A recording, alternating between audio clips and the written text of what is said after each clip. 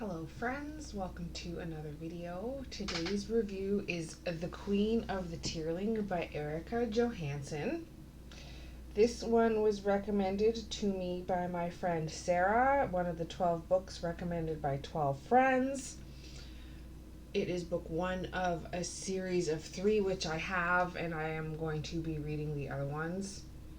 I like the cover with the swirls and everything and the castle way up on the hill. I will read the little blurb for you. An untested young princess must claim her throne, learn to become a queen, and combat a malevolent sorceress in an epic battle between light and dark in the spectacular debut, the first novel in a trilogy. Young Kelsey Raleigh was raised in hiding after the death of her mother, Queen Alyssa. Far from the intrigues of the royal keep and in the care of 2 devoted servants who pledged their lives to protect her. Growing up in a cottage deep in the woods, Kelsey knows little of her kingdom's haunted past, or that its fate will soon rest in her hands. Long ago, Kelsey's forefathers sailed away from the decaying world to establish a new land free of modern technology. 300 years later, this feudal society has divided into 3 fearful nations who pay duties to a fourth, the powerful Mortmezin,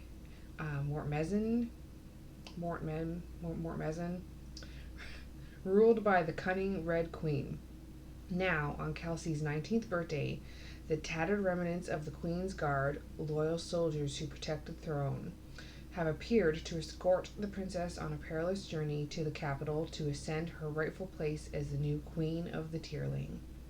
So the Tearling is the name of the country, and they have a lovely map at the beginning of the book, and I love when they do maps.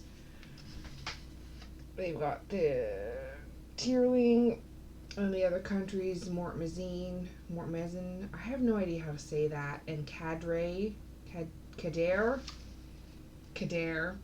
and there's another country on the other side of Mortmezin. I'm going to keep butchering that. I am so sorry, Erica Johansson. Anyway, the whole place mostly takes place in the Tearling. The main characters are, of course, Kelsey and her. The 2 servants who looked after her were Barty and Carlane, were a married couple who looked after her. There's the Queen's Guard, and that would be the Mace. His name is Lazarus, but everyone calls him the Mace. And then the other main one would be Penn. There are others, and she names them all, but those 2 are the 2 main ones in the story that I think have more major roles. We meet the Fetch, who is a rogue, a rebel. He's fighting against the tyranny that's been happening. He wants to help the princess, or I should say the queen. He wants to help Kelsey. He's on her side, but he does it in like an offhand way. He's a rogue. He steals. He's kind of like Robin Hood. Her uncle, who is the current regent, who's holding her seat for her, Thomas, who she kicks out when she comes to claim her throne. A couple people that she adds to her court would be Andalay, who is going to be her main lady in waiting, the one who helps her out in her rooms and everything. And Marguerite was one of her uncle's slaves who she liberated, and Marguerite is staying on. She is from Mortmezin, and so a lot of people distrust her, but Kelsey seems to think she's got a lot to offer. She doesn't want to go back. She's been really helpful. And then some of the bad guys, obviously Regent Thomas, the Queen of Mort, also known as the Red Queen. Javel is one of the, he's just a guard, but he's one of the gate guards at the palace who sort of gets minorly corrupted, but he does it for his wife. So, like, he's sort of coerced into it. And then Thorn, who is one of the regent's main, I'm trying to remember the right word for it. He's one of the main political guys, and obviously he's mad that the queen is back. They were trying to assassinate her. The book starts with the guards showing up by the cottage to escort her back, and it's seriously like about her being safe. Like they put armor on her and everything. Like seriously. Oh, and she recruits this guy who is a bookie. His name is Arliss. This old man. He becomes her treasurer. Um, Kind of witty old man, and Father Tyler, who is part of the church, and the church sends him. He's the one that they picked randomly to crown her because she has to have like the ceremony to be crowned, but it needs to be done by someone from the church. So they picked him randomly, and then the cardinal tells him to go and spy on her, but Kelsey knows that's what his purpose is, and he doesn't want to do it. So like obviously he's on her side in the long run. The whole book is written in third person, mostly as Kelsey's point of view, but there's a couple places where it's from the Fetch's point of view, from Javel's point of view, from Thorne's point of view, from the Fetch's point of view. There might be more from other people's points of views in the other books, mostly from Kelsey's point of view. The world is kind of interesting because it's us, and like they talk about like our world and like our medicines and birth control and like drugs and technology and like computers and stuff, but they have none of that. Like they sailed away from our world, and I don't know how they like this new world where they're at. I don't understand where it's to. It's like they sailed through a portal or something to this new world, and there's magic. It's just different, but it's definitely gone back to the old school like feudal system when there was like royalty and stuff. So that's interesting to see how that world is going to turn out. They don't. Oh, and there's a couple bits that are from the point of view of the Red Queen as well. So we get to see her perspective, which is kind of nice in a way, like to see from the bad guy's point of view. There are no dragons, no magical creatures whatsoever, but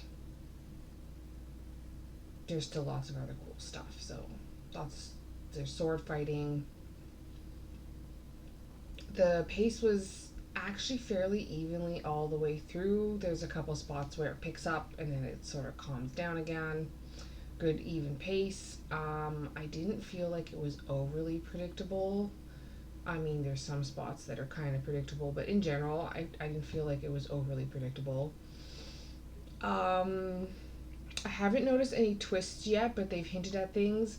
Like we don't know we do not know who Kelsey's father is.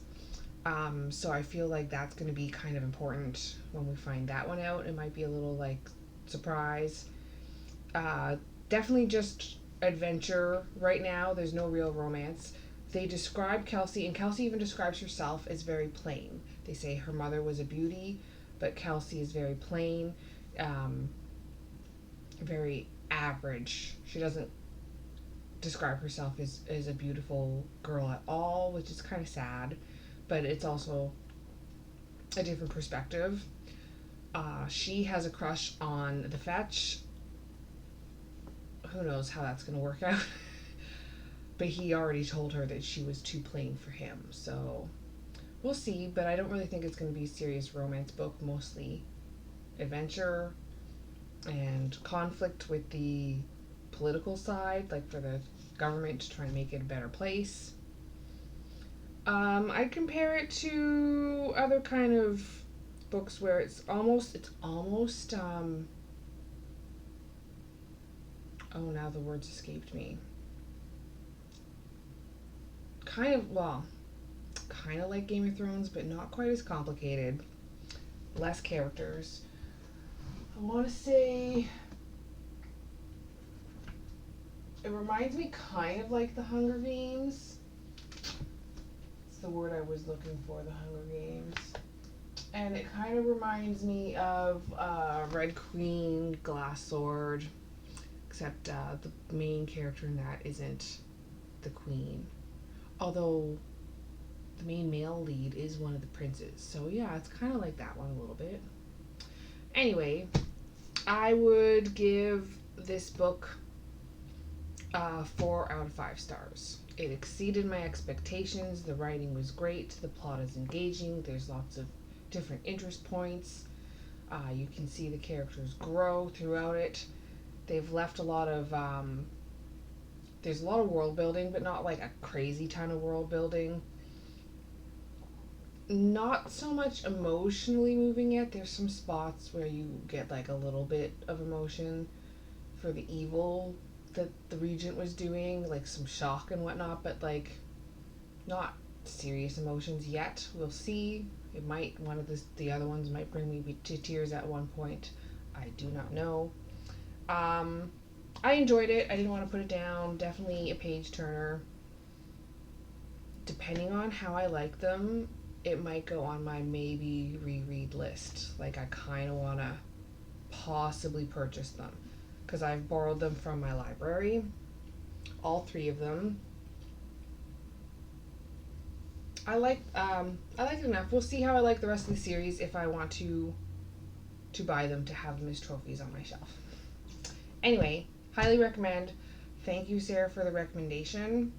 One that finally stuck. She recommended several books, and the library didn't have any of them. This is the first ones that they actually had that I got to read that she recommended. So I'm glad we found one that stuck.